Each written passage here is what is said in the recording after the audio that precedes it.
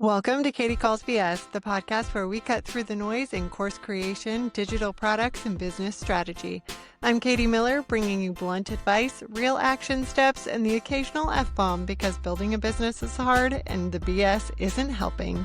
Let's get into it. Welcome to another episode of Katie Calls BS. I think a lot of business owners are just tired right now. You've been doing the work, creating content, developing frameworks, delivering for your clients, learning and growing, figuring out all the things in your business while doing life and managing the madness in the world. We're tired. We're tired of trying to keep up with the content, trying to figure out what to sell, trying to build passive income. I don't love that, or recurring revenue, trying to make the next thing work or figuring out what the next thing should be for our businesses. My world is digital products. I see business owners stuck in this loop of what is my next digital product? Should I build a webinar, a mini course, microlearning, a membership, a course? What is the right thing to build? And the real answer is it's complicated. There's a different way of looking at it that might not be as clear, but it will make sense in the end. I promise you. I know you are a smart and savvy business owner who has a lot on your plate right now. The issue isn't your content. It isn't your knowledge or even a successful business, because you have all of that right now. There are a couple kinds of tired that I'm seeing. The first tired I see is tired of chasing, tired of the cycle where the revenue depends entirely on you finding the next client, closing a contract, booking out your month. Tired of the feeling that if you stop moving, everything stops with you.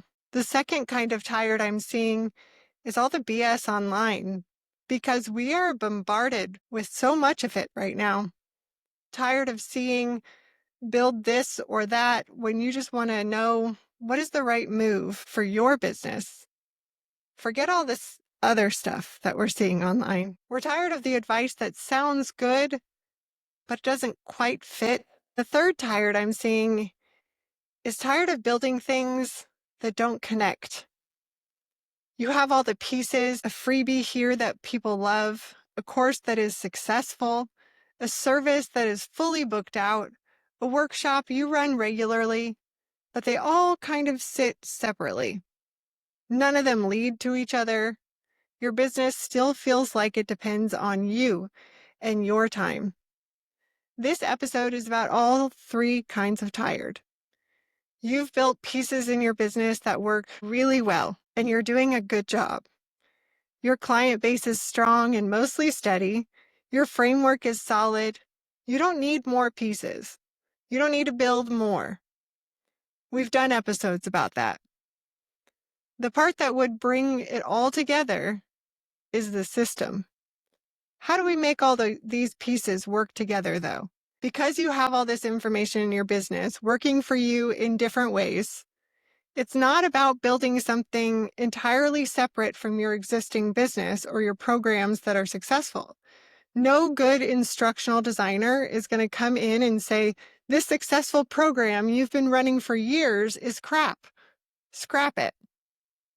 They shouldn't anyway. I hope they wouldn't. The goal of every podcast that I do and the work that I do is to help you see that your content, the information that you have out there, and the expertise that you have all exist within your business.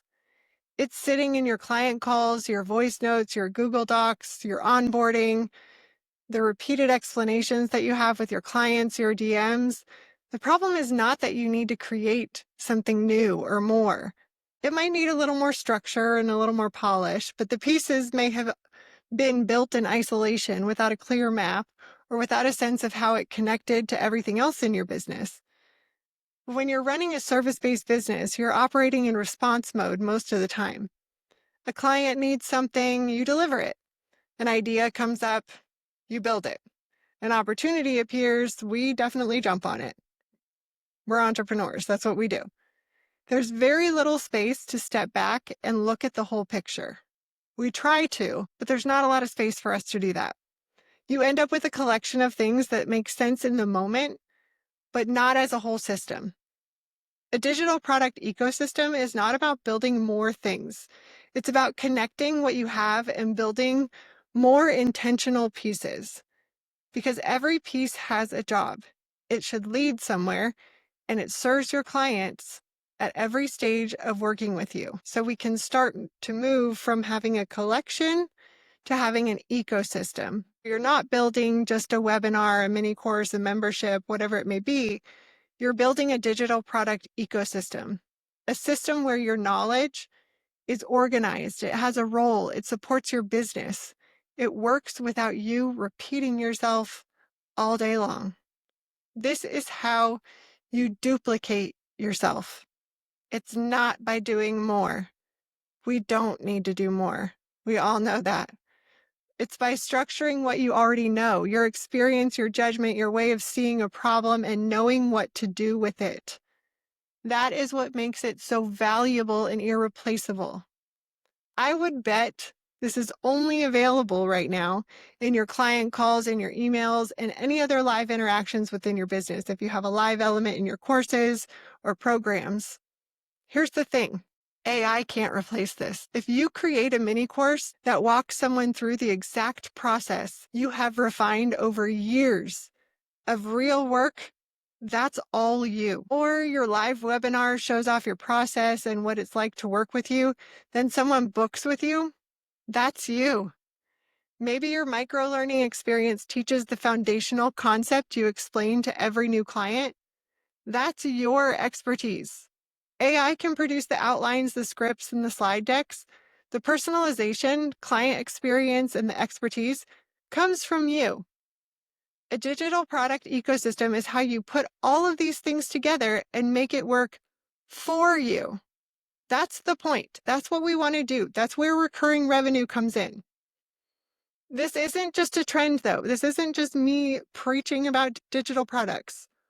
This is how people learn now. The e-learning industry is projected to hit $325 billion with a B dollars. Online learning takes 40 to 60% less time than traditional formats, which is why it is so appealing to so many people. Our lives are busy.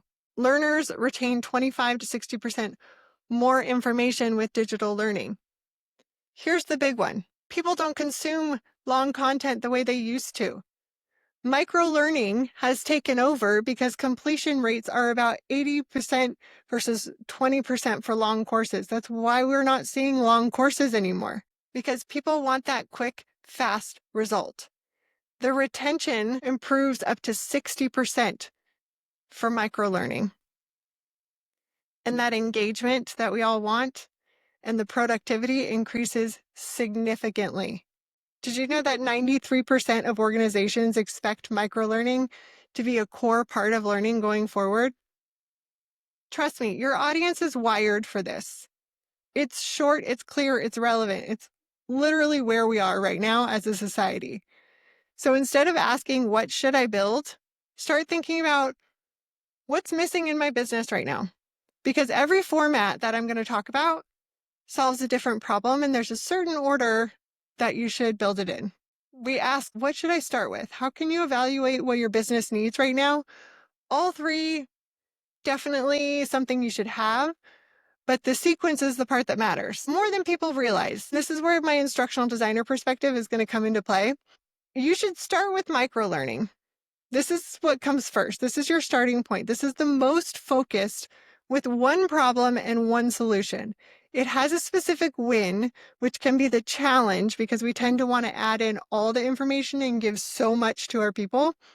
Some examples are going to be guides, checklists, a short training, a quick walkthrough. Why? Because this is built from what you already repeat for your clients all the time. This is stuff you do without even thinking. It's fast to create. There's a quick turnaround. This is going to reduce your workload immediately. It already aligns with how people want to learn right now, which is huge when you think about adult learning theory, which is something a lot of people don't think about when they're building their digital products. And most importantly, it gets used. It's a low cost. So someone who doesn't know you can experiment. They can dabble in what you have to offer. They get a result, obviously, because it's going to be so good. They invest in you, and it's a win. Microlearning is your proof of concept. It proves to you that your expertise is teachable. It proves to your audience that your thinking is valuable. Trust me, start here. Start with microlearning. Anyone can do this. So if you are someone who is in the service-based industry, you can do this. The second one is mini courses. This is what comes next. This is, again, it's a short and quick win. A mini course is your next move because it is built around a defined transformation. It goes deeper than your microlearning. So this is going to add a little more information, but you need to know your audience for this one. This is a big revenue driver. But again, it has to be focused and not overloaded with a ton of information. We are not giving people a textbook. You're going to take a process, a transformation, a clear outcome, and organize it. This is only going to work if your thinking is really clear and your process is repeatable. If it's not going to work. If you're trying to give people a 18-module course, it's not going to work. It has to be focused. The last one is a webinar. A webinar is not the product. It's the bridge. It sells what you already built and it brings people into your world. A lot of people start here, but it can be an expensive way to introduce yourself if there isn't anything to back it up. A webinar can lead to other digital products, but you want to have those built first.